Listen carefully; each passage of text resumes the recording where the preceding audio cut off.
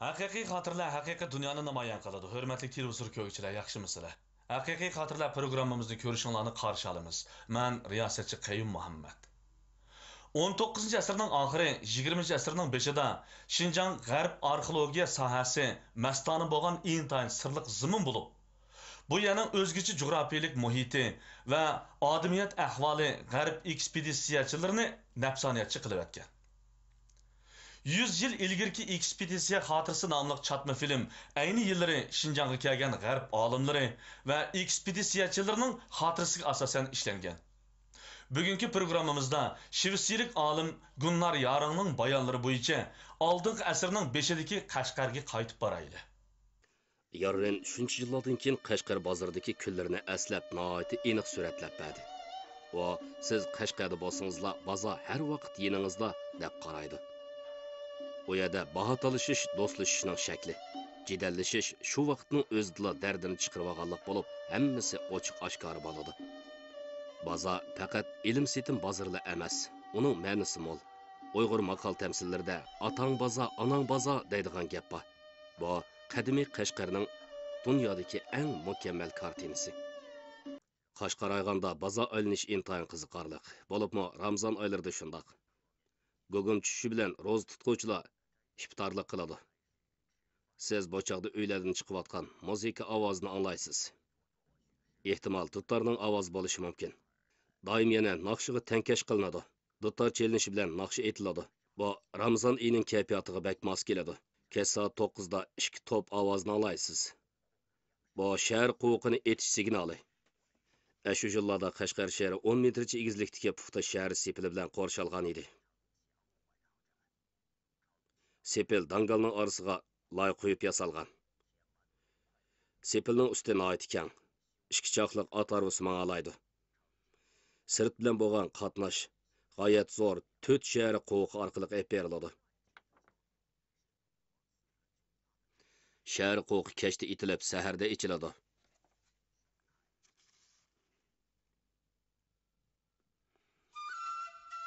Bir 1930 yillardagi Qashqarda aylanma uzunligi 4,5 kilometr keladigan shahar sepili bor edi. Gunlarning aslimisida shahar sepili uningga xotirjamsiz, hatto nazarband qilinish tuyg'usi bergan.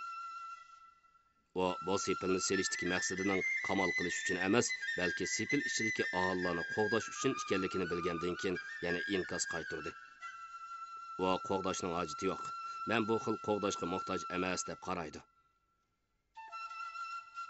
Şoň o özünün bayonlarida shahar sirtining hamma yeri yeshillik bilan purkangan. Quyosh parlab turadi. Ammo shahar ichi hamisha sovuq ko'rinadi degan tasvirlar bor.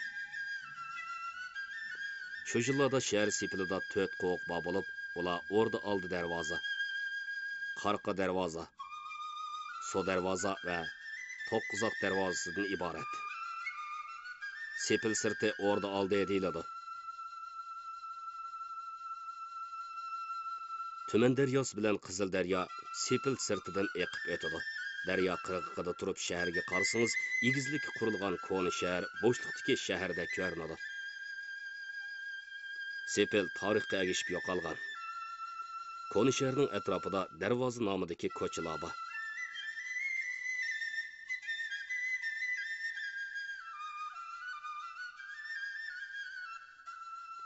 Bu kishilarga Sepilni aslatadi.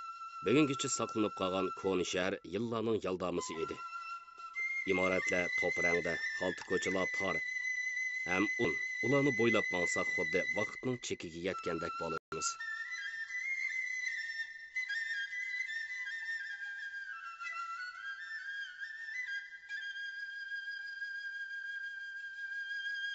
Hammiyada suv to'shiydiganlarni uchirtisiz.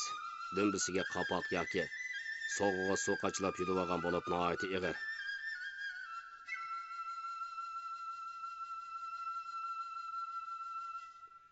Choyxonada erlar badashqon qurib o'ltirib, qora choyni damlatib ichishgach, shu kunda yuz bergan ishlar to'g'risida munozirlashadi. Bu yerda ayollarni uchratqili bo'lmaydi.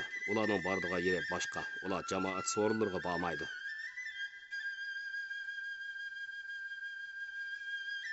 Choyxona erlarning orom oladigan joyi. necha 100 yillardan buyon moşundaq davamlashib kelgan. Basma boyunları bo'lmagan yillarda choyxonadagi paranglarning temisining ba'zilari dunyoning ishlariga, ba'zilari atrofdagi ushshaq-tushshaq ishlarga chetiladi. Rossiya Angliyaning Qashqarda turishliq konsulxonasidagi eng yangi ishlar bu yerda paydo bo'ladi. 19-asrning oxirlarida sepil bilan qo'rshalgan Qashqar Sevenheden tarafidan dunyodagi dengiz okeandan eng yiroq joy deb ta'riflangan. Ammo Qashqar shahri O'rta Osiyodagi muhim strategik joy edi. 1881-yili Rossiya hammadan burun Qashqarda konsulxona qurgan. Uzoq o'tmay Angliyaliklar mo Qashqarda konsulxona qurdi. Angliya bilan Rossiyaning O'rta Osiyodagi manfaat talashishi 50 yildan ortiq davomlashdi. Qashqarga kelib ketib turadigan ekspeditsiyachilar bu yerda qadamini vaqtliq to'xtatdi. Bularning ichida eng danglikli Shvetsiyalik ekspeditsiyachi Sevenhedenning O'rta Osiyoga qilgan 5 qitimliq safari g'arbda g'oyat zo'r ta'sir paydo qildi. Gunnar yoshligida Sevenhedenning Qutubdan Qutubgacha degan kitobining ta'siriga uchrag'achqa turk tilini o'zining kasbi qilib tanlagan. Burunqilarning izini bosgan Gunnar Qashqar safarida boshdan oxiri yangi to'yg'uga ega bo'lgan. Bularning ichidagi bir ish uni Osiyoning markazida turib, yiroq sharqni ko'rish fursatiga ega qilgan. Uning keyin yozgan aslimasida buni maxsus bob va paragraf bo'yicha tahlil qilgan.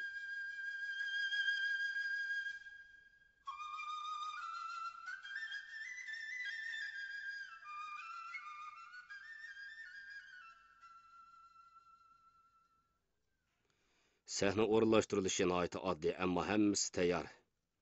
Ko'plagan manzaralarni omma o'zlari tasavvur qila oladi. Ayol artistlar kiyim almashtiradigan uy yo'q. Sahna kiyimi, soqol almashtirish ishlarimi, chosh o'rmoqchi bo'lsa-mo, ammaning oldida ochiqchilikli qiladi. Ammo bunaqa ko'nak. Ma'lum mehmonxonaning o'ylisi yoki ko'chadagi kengrakyaning hammasi o'yin qo'yadigan joy qilingan. O'yin qo'yg'uvchilar u yerlarda sahna yasab, o'yinga tayyorlik qilgan.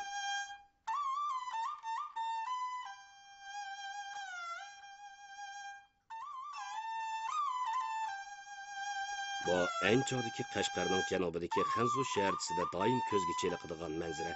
Uning ustiga bu manzara ko'plagan ekspeditsiyachilarning tatgan suratlarida bor. Nurg'un kishi hatto Gunnar bu Xanzu madaniyati bilan turk islom madaniyatining uchrashishining natijasi deb qaragan. Qarmoqqa mushundoq bo'g'ini bilan o'yinda ishlatilgan Banxu g'ejikidan qaraganda bu xil aloqaning allburunla boshlanganligi hatto Marko Polo bu yerdan o'tgan davrdagidan burun ekanligini ko'rib olishga bo'ladi.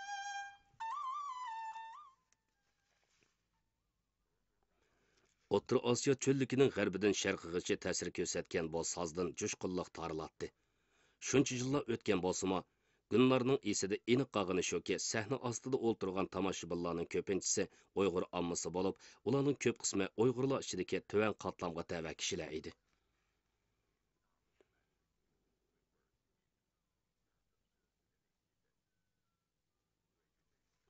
Gunnar bu xil manzarani kuzatishga ko'p vaqt chiqarolmadi.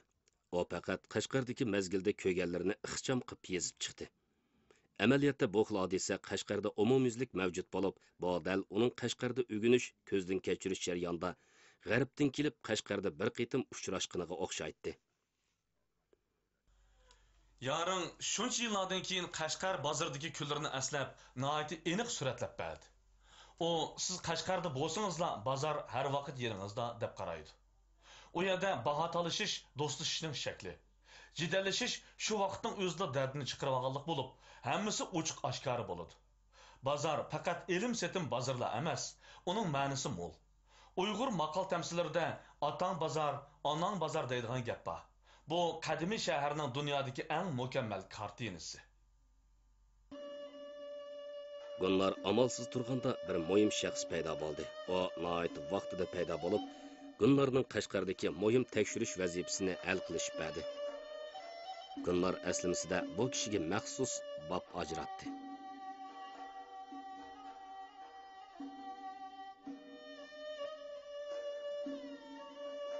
Uning ismi Rozaxon. Bu bir molla. Klassik asarlarni pishiq biladi. Hem yozalaydi, hem o'qiyalaydi. Shinjongning islom adabiyotiga pishiq. Ammo uning o'rni uncha yuqori emas.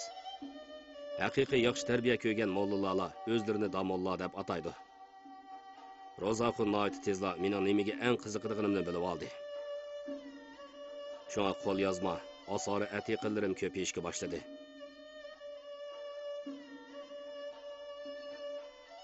Bularning ichida turli qimmatli yozmalar bor edi. Bu Ro'zaxon ikkimiz orasidagi savdoning boshlanishi. Ya'ni ikkimizning tanishganligimizning boshlanishi edi. Keyin bu xil munosabat qadamma-qadam do'stlikka aylandi. Ro'zaxon tanlagan kitoblarni yudib, uyimga kirib keldi. Ko'pinchisi qo'lda ko'chirilgan Qur'on edi. Bu Kashmir nusxasi. Bu payg'ambarlar qissasi ekan. Ro'zaxon menga bosh oxiri sel kam bo'lsa-mu, ammo bu shu kitobning eng muhim qismi, bo'libmi kitobning parchalarida Ayso payg'ambarga munosabatli mazmunlar bor dedi.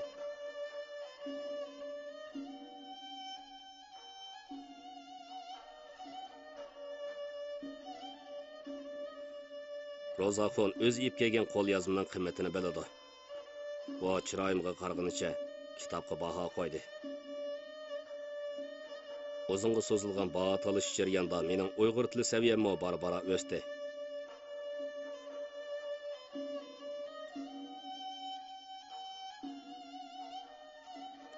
Men setib qo'l yozmalarning soni ko'paydi. Afsus, shu mezgilda qo'limdagi xarajatni bora-bora az qoldi. Buning ustiga Shvetsiyaga qaytadigan vaqtimga az qelyotdi. Bu mening pat arada Shvetsiyaga qaytadiganimni ham mendek eng yaxshi xaridordan ayrilib qolganligini bildi.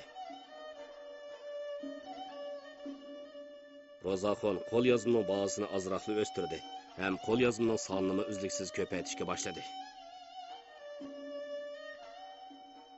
Bu ahvol ko'nglimni g'ash qilatdi. Ammo Ro'zaxon bir nuqtaga diqqat qilgan edi. Bu Shvetsiyada chiqqan bir do'vi gazetga qarab turibdi. Bu gazetlarni men bir necha oy ichida chiqqan edim. Men bu gazetlarning g'oyat zo'r qimmatini uningga bildirmoqchi edim. Bu gazetlarda xabar va madaniyatga oid maqolalar bor edi. Ammo u buningga ancha qiziqib ketmadi. Shundaqdimi Ro'zaxon xeyli yo'l qo'ydi.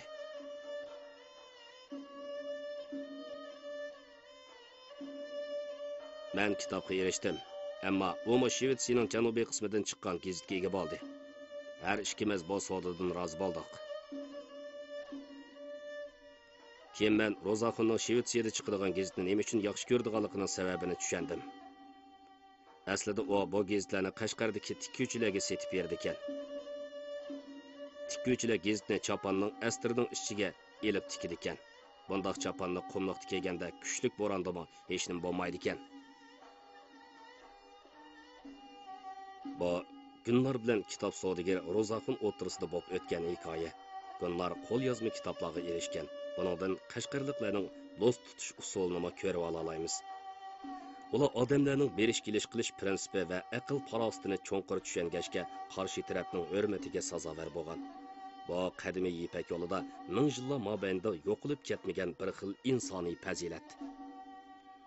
Konisherdagi har xil bozorlar kishilarda mushu xil fazilatni yetildirgan. Bu yerdan har kuni shavqin surallar uzilmaydi. Bular xuddi Konisherdning nafas og'iniga o'xshash Konisherdning tarixiga hamroh bo'lib kelgan.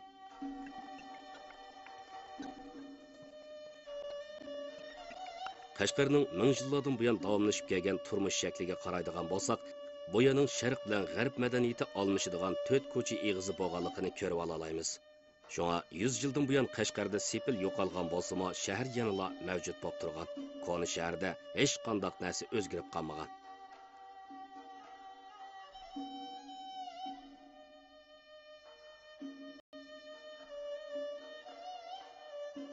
Ablimit ustamning Koni shahardagi bezakchilik ishi oxirlashay deb qoldi. Sirti to'pran uylarda tinch ham ozoda turmush boshlanish oldida turadi.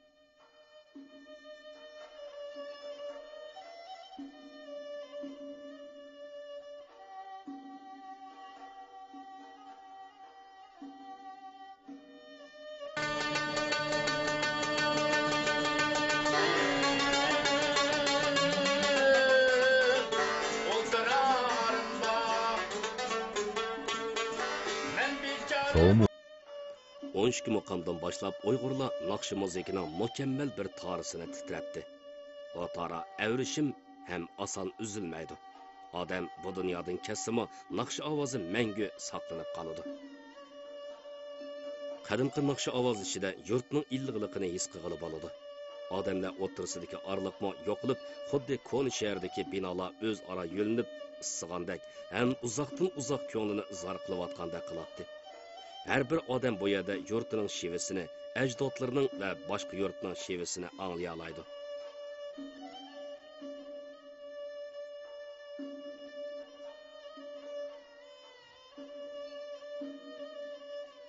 Uyg'urlar qazo qilganlarni qo'ydigan joyni mazor deb ataydi. Bu yerga ularning ajdodlari va tuqqanlari dafn qilingan. Mazor degan bu so'z arabchadan kirgan bo'lib, ko'rishkili bordigan joy yoki qabra degan ma'noda. Uyg'urlar hayot vaqtida kollektiv bayram tantanasi qilishni yaxshi ko'rsa, u dunyoga borgandan keyin bir-biriga hamroh bo'lishni, o'zaro taynishni va tasalli berishni umid qiladi. Ularning bu dunyodagi arzimas hayoti u dunyoda mangulik jimjitlik va xotirjamlikka erishishi kerak deb qaraydi.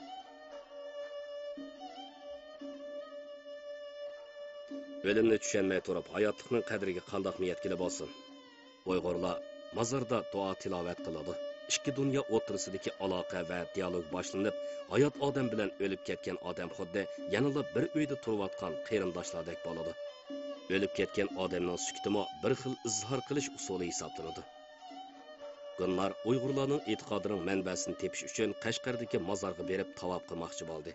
Bu uning til o'rganadigan nihoyatda muhim bir jarayoni bo'lsa-mu, lekin u hech nimaga erishamaganday qiladi.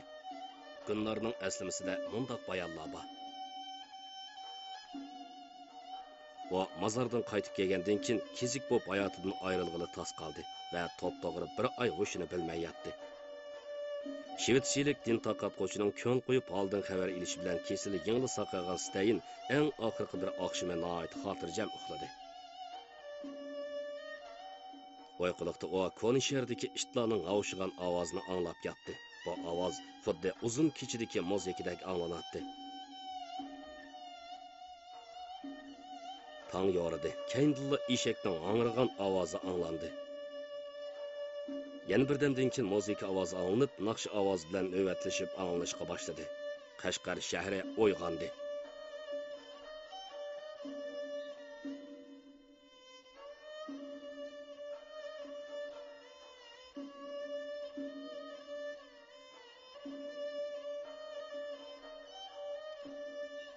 Bir 1978-yilga kelganda, ya'ni oradan yarim asr vaqt o'tgandan keyin Gunlar Jungo hukumatining taklifiga binoan Qashqarga keldi. Qashqardan ayrilgan 50 yilga yaqin vaqtda Gunlarning eng muhim xizmati uning diplomatiya amaldorlik hayoti bo'ldi. Uning til afzalligi bo'g'ashqa ilgari keyin bo'lib, Osiyodagi bir qancha qiziq nuqta rayonlarda xizmat qildi. Gunlar nihoyat bilimlik bo'lib, diplomatiya amaldori bo'lgan mezgilda turkiy tillar tadqiqotini tashlab qo'ymadi. Hem pat-pat yosh vaqtidagi ashu sarguzashtlarini eslab turdi. 1978-yilda qayta ziyorat qilgandan keyin u Qashqarga qaytish nomli kitobni yozib chiqdi.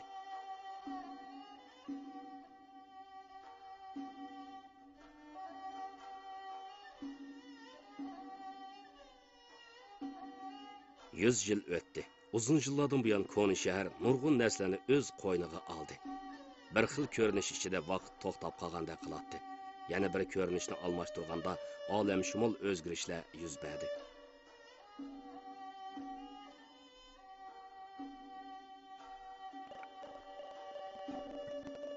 (2012-yil Qashqar tuman daryosi). 2012-yil Qashqar Qarqa darvozasining asli o'rni. 2012-yil Qashqar O'rda oldi darvozasining asli o'rni.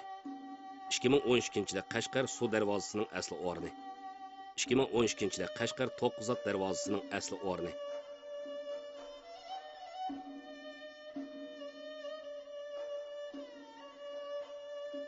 Ammo qadimiy shaharning hidi yanala o'zgarmadi. Odam qadimiy shaharning shovqin surallariga singib ketganda, bu odam shu odamlarning illiqligini his qila oladi. Bu xil illiqlik qadimiy shaharga taralgan bo'lib, hech qanday notanish tuyg'u yo'q. Onun ustiga yana bir 100 yilning ma'lum bir kuni yana qayta namoyon bo'ladigandek to'yg'u paydo bo'ladi.